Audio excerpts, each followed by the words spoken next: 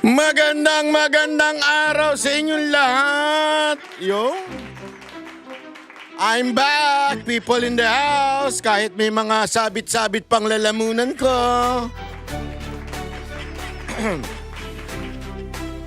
Grabe talaga mga kababayan, kaya kayo mag-iingat kayo sa inyong mga kalusugan dahil ang tindi ho ng tama ng mga sakit ngayon, mga trangkaso, sipon-sipon, jubo-jubo, lagnat-lagnat. At ako naman hinaluan pa ng asma ko. Naku po, hindi kasi ako nakakain ng butiki nung ako'y kabataan ko.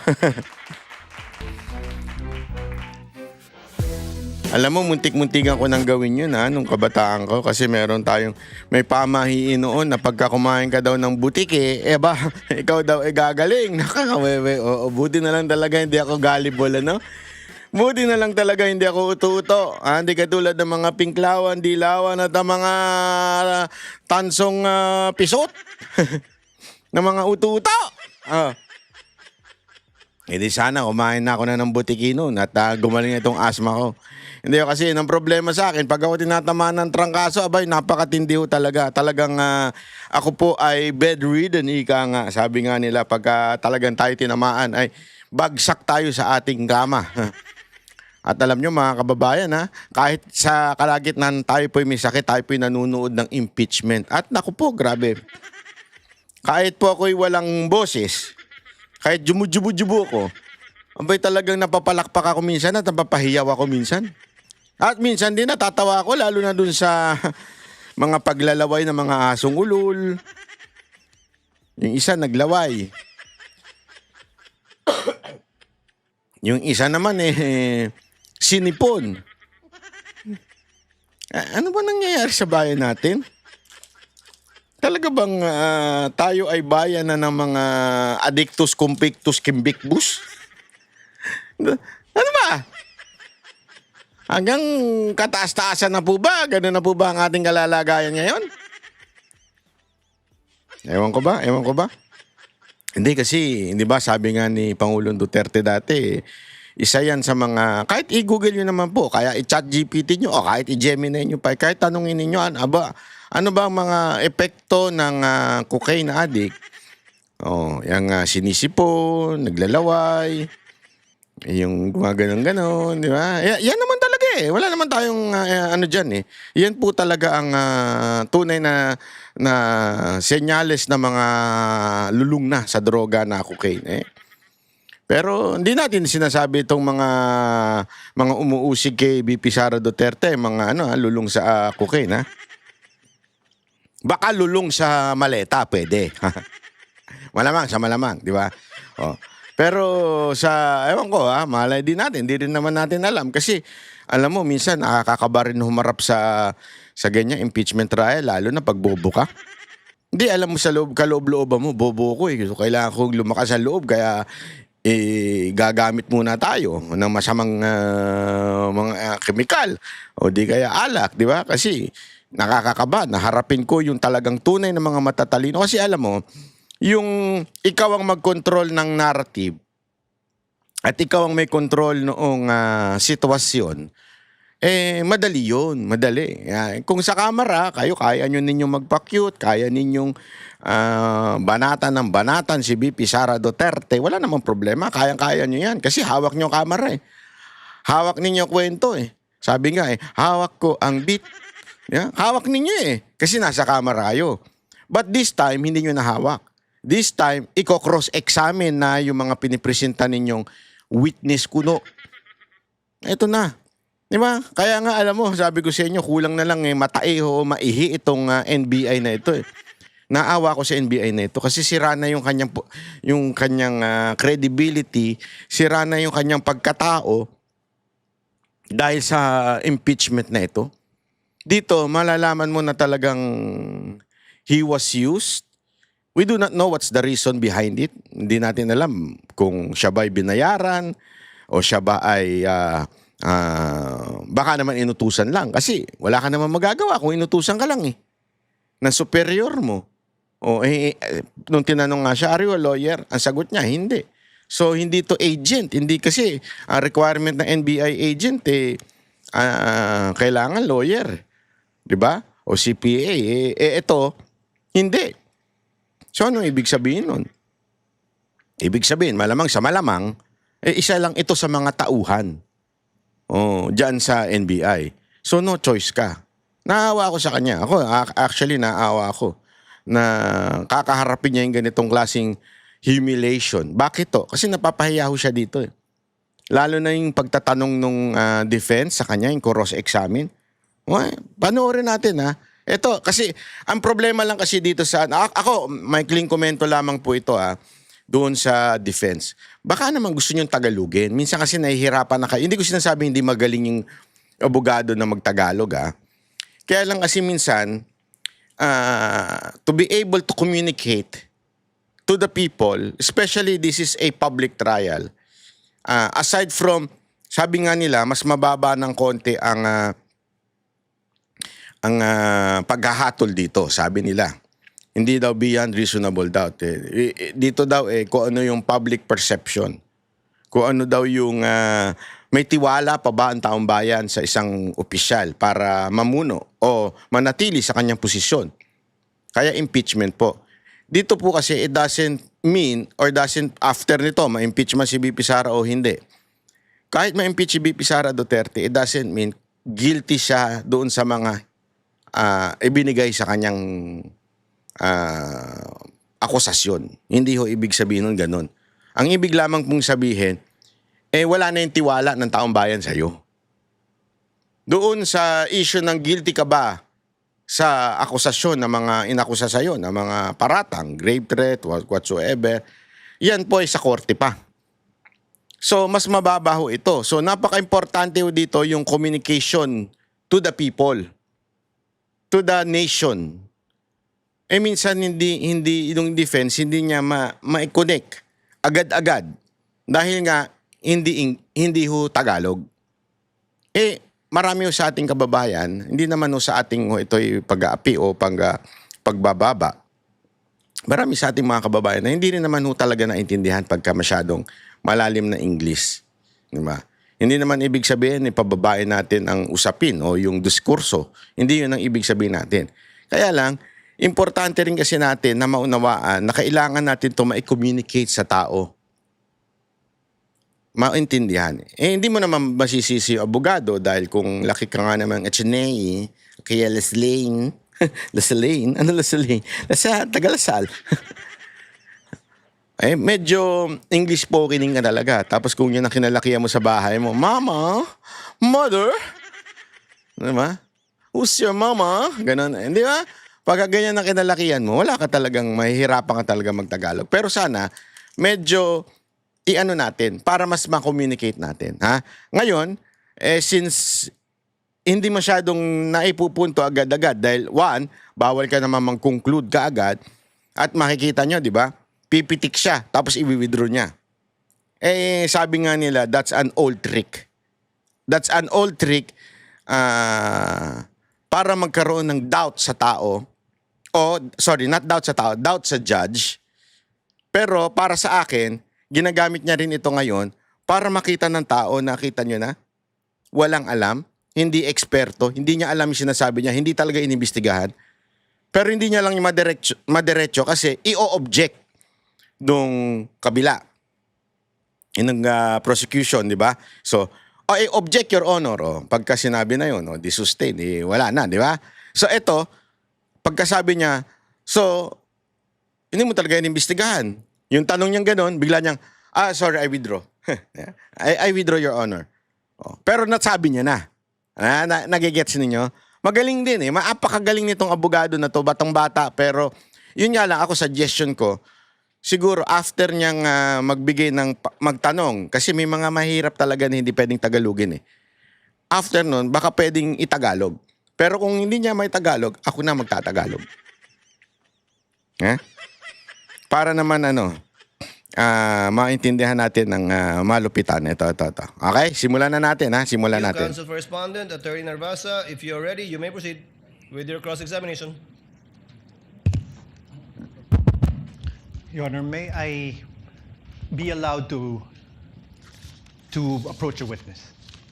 You may, Your Honor. So, Thank you, Your Counsel. Honor. Good afternoon, Mr. Kalilong. Good afternoon, sir. During your direct examination, you testified that you were trained on photo and video authentication. Yes, sir. You said that you were trained for 2 weeks. Specific for photo and video, sir. Sir, my questions are answerable by yes or a no. Can Yes, you sir. please constrain yourself to these questions, unless I tell you, okay? Objection to that, Your Honor, please. And you got this training Your Honor, from can I Max. check to that? I have to Before make an counsel for objection. respondent proceeds, counsel for the prosecutor to let the presiding officer Your Honor. recognize you first. You are so recognized, sir. What is your objection? Thank you so much. Inasmuch as I would like to accommodate the defense that in asking the question that the witness is to be limited to a yes or no question, Your Honor, please. Unfortunately, Your Honor, please, that's not sanctioned in the rules. There's nothing in our rules that would allow a defense to constrain a witness, even on cross-examination, to answer the questions by a yes or no answer. It's not in the rules. So, Your Honor, please, we cannot constrain a witness answering either a yes or a no. The witness should be able to So, ino-object qualify. nito yung sabi nung defense na yes or no lang ang sagot mo. Oh. The usual answer by the defense is that it could be handled by the prosecution on redirect. But that is not the case, Your Honor, please. So long as there is nothing in the rules that would allow the defense to constrain the witness to answer yes or no, the prosecution will vehemently object to that, Your Honor, The please. presiding officer May I, Your overrules Honor? the presiding officer overrules the objection. The counsel for prosecutors can make a continuing objection regarding this matter, but it is the position of the presiding officer that the witness is seasoned enough. According to his testimony yesterday, he has attended over, if I recall. So, sinasabi ngayon ni Escudero na kasi dapat matik na yan eh. Season enough na siya. Marami na siyang natin na hearing.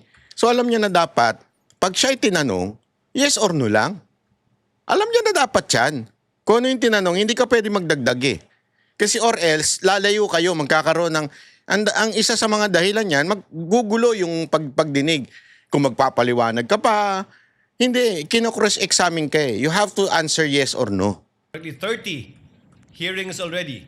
So he would know how to respond and to explain if the need would arise. And it's up for counsel for the respondent, if at all, to strike out whatever answers that are not responsive to his question. Counsel for respondent may proceed. Thank We you. would abide, Your Honor. We would abide. Thank you, counsel for the prosecutors. And you testified that you got this training from MaxCore Interventures. Yes, sir. correct? And you said that the training you got from MaxCore Interventures was in digital forensics. Yes, sir. I have with me in Articles of Partnership of So, yung Max Core daw ang nag-training sa kanya. At yun daw ang nag-training sa kanya para maging expert sa digital forensic. Yeah? Galing. Oo, panalo. Woo, woo, woo. Maniniwala ka na sana kung tanga ka eh, di ba? Kung tanga ka, maniniwala ka na, galing, ang buti siya. Nag-training siya sa Max Corp. Eh, ang problema, nag-research yung defense. Ano ba itong Max Corp na ito? MaxCore Interventures Co. You see that it states that it is the Articles of Partnership of MaxCore Interventures Co.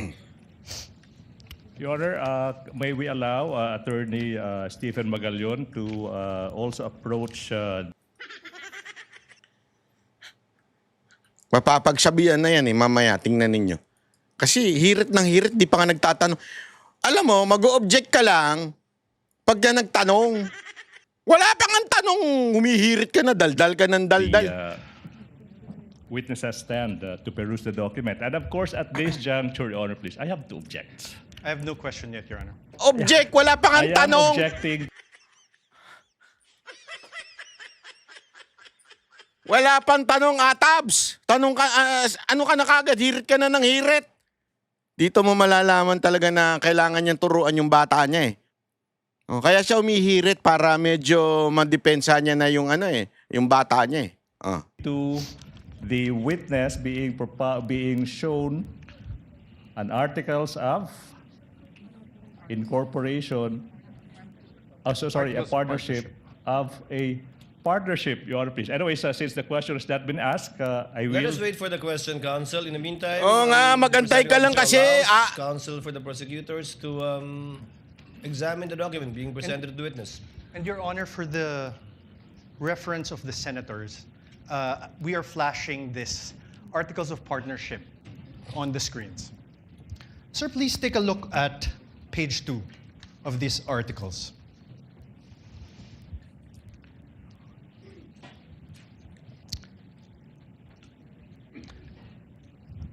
Page 2, sir. That's here. Page 1, page 2. Let's read it together, okay? Primary purpose, to engage in the business of trading both import and export of goods on wholesale, retail basis. Do you see that, sir? Yes, sir. Now on page, the same very same page 2. The secondary purpose. Let's read it together again. Own, use, improve, develop, subdivide, sell, exchange, lease of all kinds, including buildings, houses, apartments, and other structures. Do you see that, sir? Yes, sir. After that, in the same page 2, the secondary purpose is to print, publish, distribute, buy, sell, acquire rights, to and generally deal in all kinds of software packages, books, periodicals, newspapers, magazines, journals, and other publications dealing in or having to do with subjects of all kinds, character, and all acts of things as may time to time be deemed needful, necessary, or required. You see that, sir? Yes, sir. Kawawa to. Mantakin mo, nag-training daw siya dyan. Wala namang kinaugnayan doon sa digital forensic. Hayop yan. Thank you, sir. Now I'm showing you a screenshot of the website of this MaxScore Interventures Co. It states under About Us. I am also flashing this on the screen, Your Honors, for the ease of Object na. the center judges.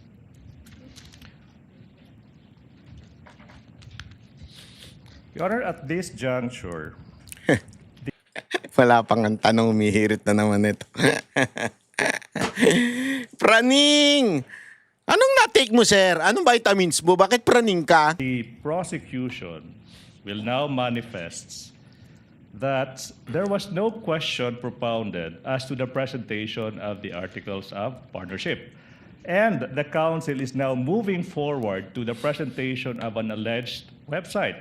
Therefore, it seems that the defense counsel is the one presenting the documents without propounding any question to this witness. Highly improper, Your Honor, please. Highly improper.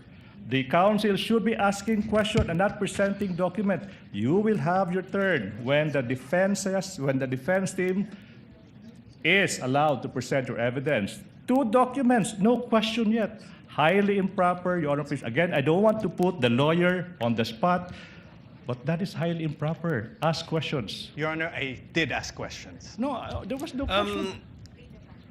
Counsel- Can we ask that the transcript be read back? Counsel, kindly Nagtanong siya eh. proceed, Thank you. counsel for the prosecutors with the understanding that Mr. Calilong is not testifying as to the truth of whatever counsel asked him or Napagalitan ka tuloy, ano? So sinasabi dito, hindi naman niya sinetestify yung sa truth about doon sa ano. Nagtatanong nga siya.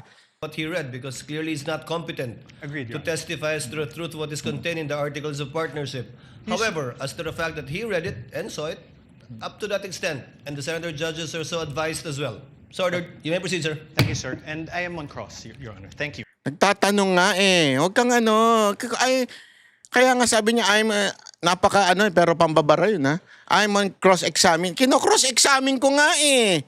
Anak ka ng weting oh. Sir, under the words about us, it says MaxScore Interventures has been established as a one-stop source of different products and services intended for both government and private institutions. Its company tagline, Innovation Without Boundaries, stands true testament to provide customers with quality merchandise, from the simplest to the most sophisticated ones at very affordable prices.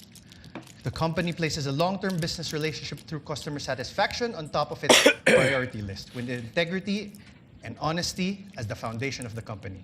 It envisions to evolve into excellence amidst the competitive pace of information technology. You see that, sir? Yes, sir. Sir, now I'm showing you another screenshot of the website of this MaxScore Interventions Co. You confirm that I'm also flashing this for the ease of the court.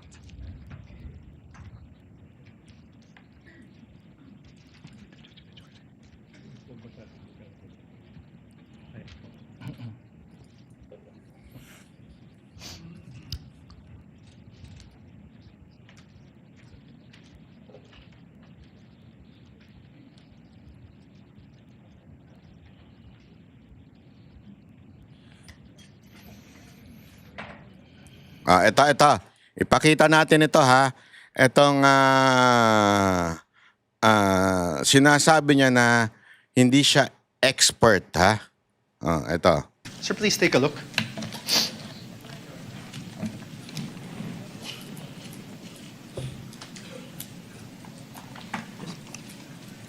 Can you please say it in for the record? This is your affidavit of transcription.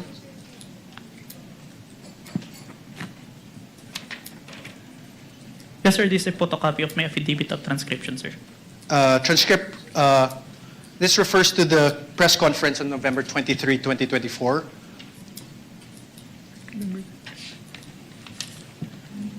Yes, sir.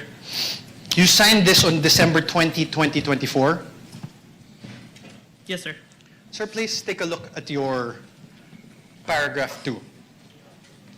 Let's read it together. In relation to the ongoing investigation, the undersigned was tasked to transcribe the screen-recorded video of the press conference of Vice President Sara Duterte on 23 November 2024, which was saved on a DVD. You read that, sir? Yes, sir. On paragraph 3 thereof, let's read it together. The undersigned transcribed the video mentioned above which resulted in a CCD transcript hereto attached. Yes, sir. You read that, sir?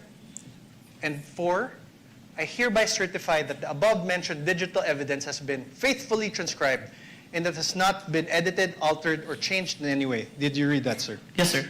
And I am, on number 5, paragraph 5, I am executing this affidavit to attest to the truth of the foregoing facts and circumstances and for whatever legal intent and purpose it may serve. Yes, Did sir. you read that, sir? Yes, sir. These statements of yours, this affidavit of yours, these were all done under oath, correct? Yes, sir. And you were offered as an expert in digital forensic examination with a whopping 2 weeks of training. Do you confirm that Ayan. Diniin niya na eh. 2 weeks of training. Ikaw ay expert na. So parang siguro sabi na itong isa, sandali, hindi naman ako expert eh. Wait lang. Chotomate. transcription of the screen-recorded video of the press conference of VP Sara Duterte on the 23 November 2024 has been faithfully transcribed? I don't remember that I was introduced as expert, but a competent witness, sir. Okay, sir. My question is, Yari siya. Hindi naman yun ang tinatanong eh. Tingnan niyo yung tanong ha. Tingnan niyo. forensic examination with a whopping 2 weeks of training. Do you confirm that transcription of the screen-recorded video of the press conference of VP Sara Duterte on the 23 November 2024 has been faithfully transcribed? I don't remember that I was introduced as expert, but a competent witness, sir. Okay, sir. Tinamaan siya doon sa unang statement eh. Yung 2 weeks, kasi yun yung ipoprove dapat eh. 2 weeks ka, naging expert ka na, tapos ang kumpanya mo, yung MaxCorp, na wala namang kinaugnayan sa digital forensic. So, naging defensive na siya, sabi niya, sandali, hindi po ako expert, competent lang ang aking pagka-introduce sa akin. Kahit hindi yun ang tanong. Iba yung tanong eh. Napalabas ngayon ni defense, itong poging-poging abogadong to. My question is, Oh. the press conference of VP Sara Duterte, that the transcription of the screen-recorded video of the press conference of VP Sara Duterte on 23 November 2024 was faithfully transcribed by you? Yes, sir. So, ayan ha. Una yan. So, ibig sabihin, kung hindi ka expert pala dyan at ikaw ay competent lang na sinasabi mo, anong karapatan mo magsabi na si VP Sara Duterte ay impeachable dahil sa grave threat na to? Remember ang pinaka-foundation nito, kailangang patunayan na dapat ma-impeach si VP Sara Duterte dahil meron talagang grave threat siyang ginawa sa presidente, kay Lisa Marcos at kay Romualdez. Dito, nabasag kagad ni Defense, itong batang abogado na to, nabasag kagad niya yung idea na ikaw ay expert in saying that there is a grave threat. Ikaw mismo nagsabi, I am not an expert, I am just competent witness.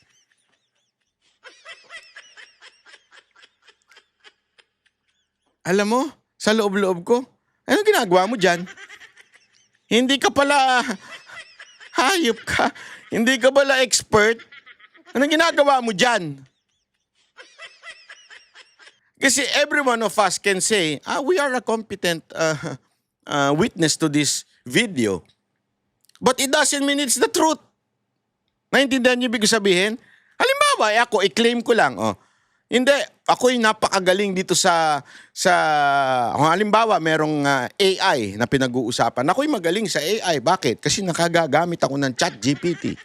Matagal ko nang ginagamit si ChatGPT, si Gemini. At si Gemini, Kaya ako'y expert na dyan. Di ba? So ngayon, magtatanong ka, pinapatunayan mo na nagkakamali si ChatGPT, ikaw na ngayon ang kukuning witness kasi ginagamit mo si ChatGPT. Hindi pwede. Kailangan yung mga magagaling na programmer ang kukunin. Yung magagaling talaga sa IT ang kukunin para sabihin na minsan nagkakamali ang AI. Nagigets ninyo? Para patunayan na nagkakamali yung AI. So dito, para mapatunayan na si VP Sara Duterte ay totoong nag-grave threat, ay kailangan magkaroon ng expert pagdating sa digital forensic. Remember, ito ay not really the raw file. Bakit? Ganito kasi yan kasimpleng-simple. Ang ginawa ng time na yon, although wala po ako nun, si Boss Dada nandun po, kaya lang buti hindi siya pinatawag, hindi siya umattend doon sa NBI, hindi nakakasuhan na naman siya. Pero si Boss Dada ay kasama doon.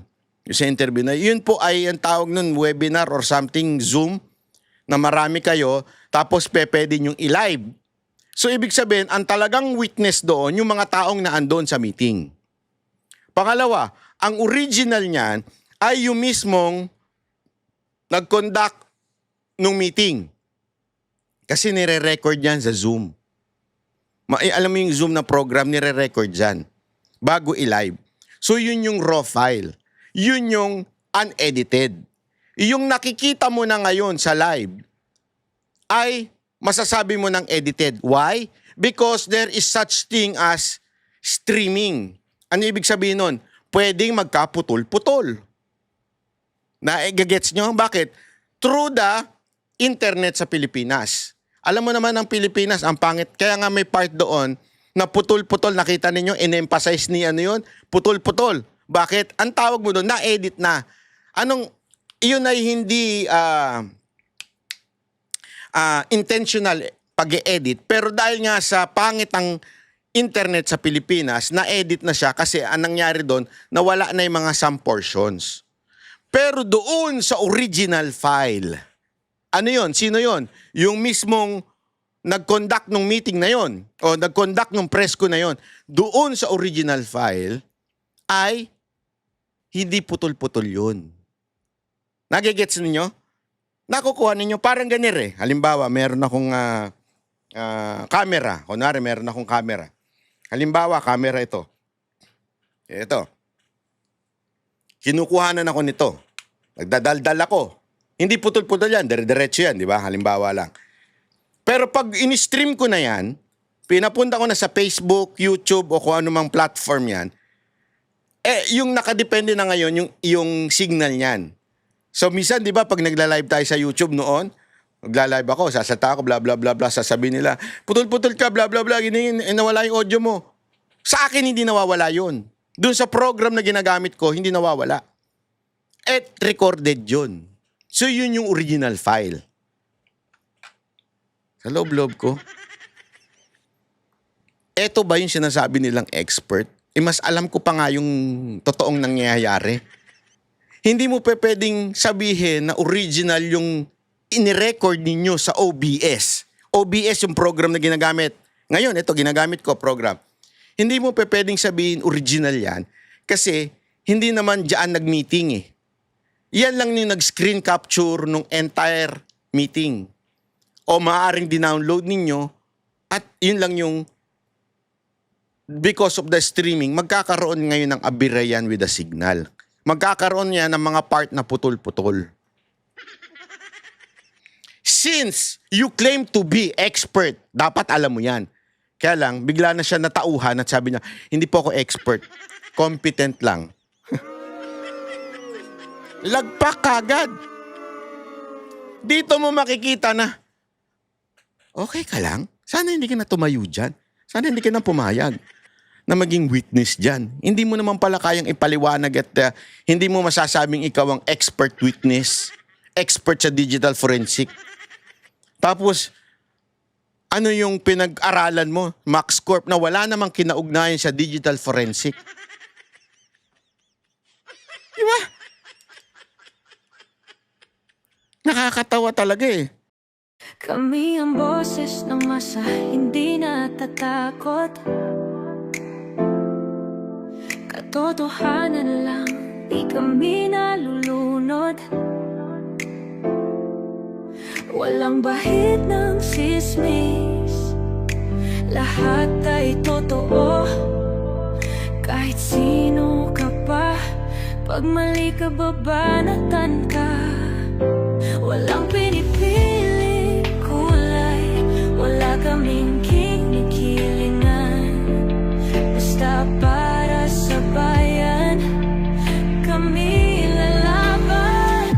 Pag tama palakpakan, pag mali banatan, di matitinag, di matatakot. Para sa bayan, tuloy ang sigaw. Sa harap ng kamera, walang halong takot. Mga baluktot, lahat kayo'y tutumba. Ang hustisya at totoo, yun lang ang mahalaga. Kahit sinong harang, di kami matitinag. Walang pinipiling kulay, wala kaming kinikilingan. Basta para sa bayan, kami lalaban. Pag tama palakpakan, pag mali banatan, di matitinag, di matatakot. Para sa bayan, tuloy ang sigaw. Kung nasa tama ka, ikaw ay aming kasama. Pero pag mali ka, handa ka na bang mabasag? Banateros kami, walang inuunan. Dahil bayan muna, bago ang sarili.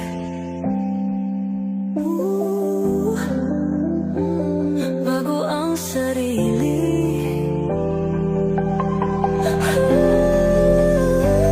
Pag tama palakpakan, pag mali banatan, banateros ang sigaw. Katotohanan ang laban.